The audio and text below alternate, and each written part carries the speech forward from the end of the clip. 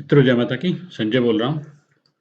एक बहुत अच्छी और उम्दा किस्म की रिसर्च का एनालिसिस मैं आपके सामने लेके आया हूँ आज। आपने सुना होगा कि मांगलिक दोष, मंगल दोष है या योग है, 36 गुणों का मिलान जो हम शादी से पहले करते हैं, तो उसमें कितनी सच्चाई है, कितना भ्रम है और उससे निकलने वाले जो तंत्र हैं, उसके ऊपर एक किसी प्राइवेट एजेंसी ने एक रिसर्च की। बहुत अच्छा 2000 हॉरोस्कोप का सैंपल लिया उन्होंने, मेल और फीमेल्स का, जिसमें कि 1000 केस डाइवोर्स के थे और 1000 केस ऐसे हैं जिनकी की शादी सक्सेसफुल रही है। और वो एजेंसी क्लेम करती है 80 से 90% अपनी रिसर्च का एक्यूरेसी, जो कि इस पेज पे आप देख रहे हो। अब इसमें जो भ्रम समाज में फैले हुए हैं कि अगर आपका मंगल 7 में है, तो शादी टूटने के चांसेस बहुत ज़्यादा रहते हैं, या मांगलिक से ही शादी होनी चाहिए, उसमें कितना भ्रम है और कितनी सच्चाई है। आमतौर पे ज्योतिषी एनालिसिस में जो ज्योतिषी लोग बताते हैं कि मंगल 1, 4, 7, 12 में हो, तो मंगल दोष है और उसको मांगलिक लड़की से ही शादी करनी चाहिए। अब जो 36 गुण मिलान है, उसमें भी आपने देखा होगा कि जो 8 तरह के जो अलग-अलग आयाम हैं, 8 तरह के जो अलग-अलग डायमेंशंस हैं, जिसमें हम देखते हैं कि भई योनि दोष, नाड़ी दोष, भ्रुकुट दोष, तारा, ये सब जो अलग-अलग आयाम हैं, इनको हम जब मिलाते हैं, तो उसके भी कुछ तरह के मिथ हैं, भ्रम हैं कि ये तो मिलना ही चाहिए, ये तो मिले, ये नहीं मिला तो शादी टूट जाएगी। तो इस तरह की जो इन 2000 हॉरोस्कोप्स पे जो कुंडलियों पे जो आंकलन है, जो एनालिसिस है इस रिसर्च का, वो आज मैं आपके सामने रख रहा हूँ। चलते हैं दूसरी स्लाइड पे। ये चार्ट आप देख रहे हैं, जो आप अपनी कुंडली में जब खोलते हैं, जो अष्टकूट यानी कि 36 गुणों का मिलान होता है, उसका वो जब दिखाया जाता है उसके अंदर, तो उसमें आप देखते हो कि कम से कम इतने गुण तो मिलने चाहिए। क्या वो भ्रम है या वो सच्चाई है? हमारे तो 36 गुण मिल रहे हैं या हमारे तो 28 मिल रहे हैं, लेकिन कुछ लोग ऐसे हैं जिनकी शादियाँ 10 गुण मिले और फिर भी सक्सेसफुल चल रही हैं। तो क्या ये अष्टकूट मिलान एक अच्छा आधार है इस बात को कंक्लूड करने का कि इस शादी में तलाक होगा या नहीं होगा, या ये विवाह सक्सेसफुल रहेगा या नहीं रहेगा? अब आपके सामने जो ये बार चार्ट है, ये इस भ्रम को बड़ी अच्छी तरह से तोड़ेगा। अब आप देखो, अगर कि यहाँ पे अगर आप देख रहे हो कि 10 और साढ़े 12 के बीच में जो 11 वाली बार है ना? इसमें ग्रीन वाली यानी कि जो सक्सेस रेशियो ज़्यादा है। तो 11 गुण जिनके मिल रहे हैं, उनकी सक्सेस रेशियो ज़्यादा है, बजाए कि इसके अगर आप आगे चलते जाओ कि 32-33 गुण जो मिल रहे हैं, यानी कि 30-31 गुण मिल रहे हैं, है ना? उसमें सक्सेस रेशियो है, लेकिन डाइवोर्स रेशियो भी अच्छी खासी है। और अगर आप 32 के बाद यानी कि 34-35 गुण जो मिल रहे हैं, उसमें देखो आप कि जो डाइवोर्स होने की प्रोबेबिलिटी ज़्यादा है, बजाए कि सक्सेस के। ऐसे ही अगर आप बीच में आ जाओ, तो 25 गुण मिलने पे भी जो लाल वाली जो बार है, वो ज़्यादा बड़ी है बजाए उसके कि कम गुण मिलने वाली के। तो इससे तो मुझे कोई कन्क्लूज़न नहीं मिल रहा कि भई अ, इतने गुण मिलें, तो विवाह सक्सेसफुल होगा, और अगर नहीं मिले, तो फिर उसमें सक्सेस के चांसेस ज़्यादा नहीं हैं। तो ऐसा मुझे नहीं लगता इस बार चार्ट को देखते हुए। अब इसका भी अगर डीप डाइव करें, जो अष्टकूट में 8 तरह के गुण आते हैं, तो उसमें आप देखते हो कि वर्ण, वैश्य, मैत्री यानी कि जिसमें कि आप कहते हो कि भई मेल फीमेल दोनों की आपस में कितनी अंडरस्टैंडिंग होगी। योनि मिलान, गण मिलान, भ्रकुट मिलान या नाड़ी मिलान, जिसमें कि इनकी संतान जो पैदा करने की सक्सेस रेशियो कितनी अच्छी होगी, इस सृष्टि पे जो परिवार की जो व्यवस्था है, उसमें ये कितना सहयोग करेंगे। तो ये सारे अलग-अलग आयाम हैं, लेकिन अगर हम देखें कि लेफ्ट साइड में वो लोग हैं कि जिनके गुण नहीं मिलते। ये जो लेफ्ट साइड में अगर आप वर्ण में देख रहे हो, और राइट साइड में वो हैं जिन्होंने गुण मिला के शादियाँ की है। तो इससे तो नहीं लगता कि सक्सेस रेशियो या फेलियर रेशो में मिलाने या ना मिलाने के बीच में कोई बहुत ज़्यादा फ़र्क है। ये बीच वाला जो चार्ट ऊपर देख रहे हो आप, अष्टकूट का 8वां आयाम का अलग-अलग चार्ट है। इसी से आप कंक्लूज़न लगा सकते हो कि अ, किसी भी प्रकार का या कोई एक आयाम ऐसा नहीं कह रहा कि मिलाने या ना मिलाने से जो बार चार्ट है उसमें कोई बहुत ज़्यादा डिफ़रेंस है या रेड वाला बहुत नीचे है और ग्रीन वाला बहुत ऊपर है, यानी कि सक्सेस रेशियो ज़्यादा है। तो अलग-अलग आयाम में सब में हम देखें कि जो लेफ्ट वाला है उसमें मिलाए गए हैं, उसमें नहीं मिलाए गए हैं और जो राइट वाला है उसमें गुण मिलाए गए हैं, लेकिन रिज़ल्ट ऑलमोस्ट एक ही तरह के आ रहे हैं। तो इसका मतलब क्या हुआ? इसका मतलब तो इससे कोई तंत्र नहीं निकल रहा। अब इससे आगे की अ, जो चार्ट है उसके अंदर आते हैं अलग-अलग प्लैनेट्स का एनालिसिस। तो ये 2 पेज मेरे सामने अब आगे जो तीसरा और चौथा पेज आएगा कि एक फीमेल्स का और एक मेल्स का इंडिविजुअल प्लैनेट्स का एनालिसिस है कि किस प्लैनेट के केस में, जैसे हम इसमें मंगल का ही देखें अगर, कि फीमेल्स के केस में जो मंगल है, उसमें डाइवोर्स की प्रोबेबिलिटी किस भाव में मंगल हो और वो ज़्यादा होती है।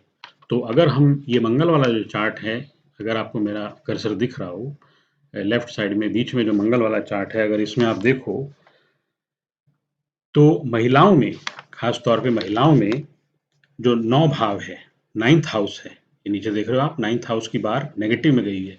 इसका मतलब महिलाओं में अगर मंगल 9 में हो, 6 में हो, 5 में हो या 10 में हो, तो उसमें तलाक होने के चांसेस ज़्यादा हैं, बजाय इसके कि महिलाओं का मंगल 8, 7, 6 10 या 5 में हो। तो इससे तो लगता है कि भी मंगल इन राशियों में अगर इन घरों में अगर है, तो महिलाओं में तलाक के चांसेस ज़्यादा होते हैं।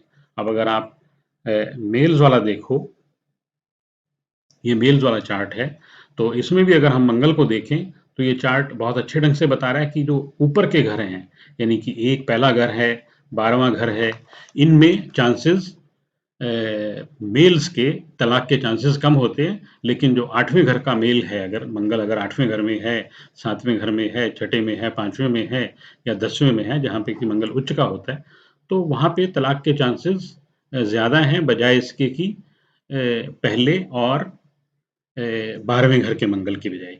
अब इसी तरह से हम इसमें सूर्य का देख सकते हैं, अलग-अलग प्लैनेट्स का देखते हैं और लगन की तो बात ही अलग है कि जो लगन में जो लग्न चार्ट है मेल्स का या फीमेल्स का, तो मेल्स में अगर आप देखो तो मेष लगन के जो मेल होते हैं, यानी कि मेष या जो सिंह लगन के होते हैं लियो के, तो उनमें ये देखा जाता है कि क्योंकि इसमें सूर्य का प्रभाव ज़्यादा होता है तो वो एग्रेसिव रहते हैं और गुस्सा ज़्यादा आता है, तो उनमें तलाक के चांसेस ज़्यादा हैं, बजाय इसके कि जो अ वृश्चिक लगन के या 10वां जो रहता है हमारा मकर लगन, उसमें तो मेल्स में चांसेस कम हैं, लेकिन फीमेल्स में अगर आप जाओगे पीछे, तो उसमें कुछ और ही पिक्चर बन रही है।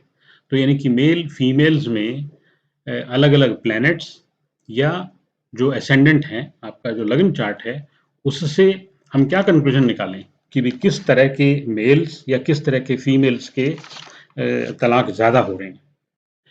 इन मेल फीमेल के जो इंडिविजुअल प्लैनेट्स हैं, इनका ग्राफ देख के एक कंक्लूजन तो बहुत बढ़िया यहाँ से आपको समझ में आ रहा होगा और ख़ास तौर पे हम देखें अगर इसको शुक्र को, मंगल को, बुध को और सूर्य को, तो जो नीचे के घर हैं, यानी कि 5, 6, 7, 8, 9 और कुछ एक में 10 भी, यानी कि इनमें अगर प्लैनेट्स हों, लेकिन इसमें जो मंगल, शुक्र, सूर्य ये ज़्यादातर होते हैं कि भई शादियाँ टूटने के कारक रिस्पॉन्सिबल प्लैनेट्स हैं, तो इनमें आप देखो कि जो नीचे के घर हैं, यानी कि 5, 6, 7, 8 और 9, इनमें अगर आपके प्लैनेट्स ज़्यादा हैं, जो मेजर की प्लैनेट्स हैं, सूर्य, मंगल, शुक्र वगैरह, तो वहाँ पे शादियाँ टूटने के जो प्रोबेबिलिटी ज़्यादा है, वो इस एनालिसिस में काफ़ी अच्छे से दिख रहा है।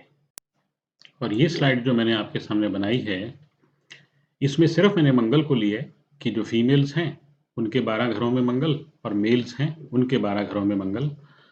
तो इससे ये कंक्लूजन निकल रहा है कि फीमेल्स का जो 9वें घर का मंगल है, वो सबसे ज़्यादा खतरनाक है तलाक के लिए या डाइवोर्स के लिए, और मेल्स में है जो 8वें घर का मंगल है।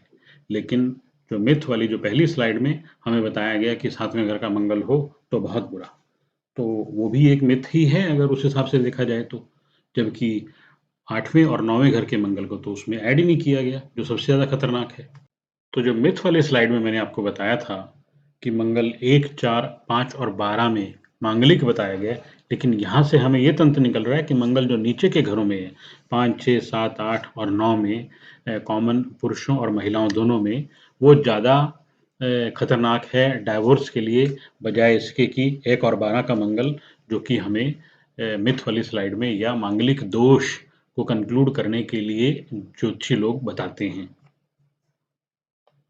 अब यहाँ हम देख रहे हैं कि जो मेल मांगलिक है, मेल जो है उसका मांगलिक और नॉन मांगलिक फीमेल के साथ जो डाइवोर्स रेशियो है, वो कैसी है? जैसे कि मैं इस चार्ट को बड़े ध्यान से देख रहा था, जिसमें कि मांगलिक मेल ने, जो राइट साइड में नीचे चार्ट बना हुआ है ये, कि मांगलिक मेल ने मांगलिक फीमेल से शादी की और फिर भी जो 8 का मंगल जिन पुरुषों का है, फिर भी उसकी शादी टूट गई। यानी कि तो फिर फ़ायदा क्या हुआ मांगलिक और मांगलिक की शादी करवाने का, अगर उसकी शादियाँ फिर भी टूट रही हैं। 8 वाले मंगल की भी टूट रही है, लेकिन जो पहला और चौथा है और 12वां है, उनकी तो सक्सेस रेशियो अच्छी है। लेकिन अगर इधर देखें, तो जो मांगलिक मेल नॉन मांगलिक से शादी कर रहा है, तो 8 वाले उसमें नहीं आ रहे। तो यानी कि मांगलिक और नॉन मांगलिक वाला जो भ्रम है, वो भ्रम ज़्यादा है, सच्चाई कम है। अब इसके लिए जो मेन कंक्लूजन बनता है, अपने आप को अगर उसका ज्ञान नहीं है ज्योतिष का, तो सिर्फ कंप्यूटर से जाके और गुण मिला लेना और फिर देख लेना, ओके जी योनि मिल रहा है, भ्रकुट मिल रहा है, व्यवहार इन लोगों का अच्छा रहेगा, चलो जी ये शादी कर लो। ये एनालिसिस नहीं बताता कि वो शादियां सक्सेसफुल होंगी या नहीं होंगी, उसमें बहुत एम्बिग्यूटी है, बहुत कंफ्यूजन है। तो इसलिए मेन लब्बो-लुभाव इस रिसर्च का ये है कि आप जो गुण मिलान करते हो, उसके बाद भी आप किसी योग्य ब्राह्मण से अच्छे से हॉरोस्कोप का एनालिसिस करके और दोनों तरफ के प्लैनेट्स को मिला के तभी कंक्लूड करें कि ये शादी हो सकती है, नहीं हो सकती है। सिर्फ किसी कंप्यूटर पे जाके और प्रिंट कर लेना और फिर उससे कंक्लूजन निकाल लेना, ये ठीक नहीं है इस एनालिसिस के हिसाब से। तो मेरी तो आप लोगों से यही रिक्वेस्ट है कि मंगल दोष के नाम पे डरना और डराना बंद करें। अपने हॉरोस्कोप का, अपनी शादी का जो प्री एनालिसिस है, वो किसी योग्य ज्योतिषी से, शास्त्री जी से करवाएँ, ताकि आपको किसी तरह का बाद में कोई चैलेंज ना आए। मंगल दोष, कालसर्प दोष, सूर्य ग्रहण, इनके नाम पे इतने तरह के फ्रॉड और इतने तरह के भ्रम फैले और फैलाए जा रहे हैं और हम खुद उनमें फँसते हैं, तो इसलिए दोष किसको दें? अभी पीछे करके सूर्य ग्रहण गया तो उसमें क्विंटलों के हिसाब से बादाम नदियों में प्रवाहित हो रहे हैं, गेहूँ प्रवाहित हो रही है। तो इस तरह के जो भ्रम हैं उनसे बचना चाहिए, क्योंकि हमारा अध्यात्म हमें डराता नहीं है। अध्यात्म शरणागति के लिए है, अध्यात्म हमें निर्भय बनाता है। तो आप सभी खुश रहें, प्रसन्न रहें। यहाँ मैं अपनी मंगल दोष, मिथ या भ्रम, 36 गुण मिलान, मिथ या भ्रम, ये वाली वीडियो कंक्लूड करता हूँ। जय माता दी, जय सिया राम।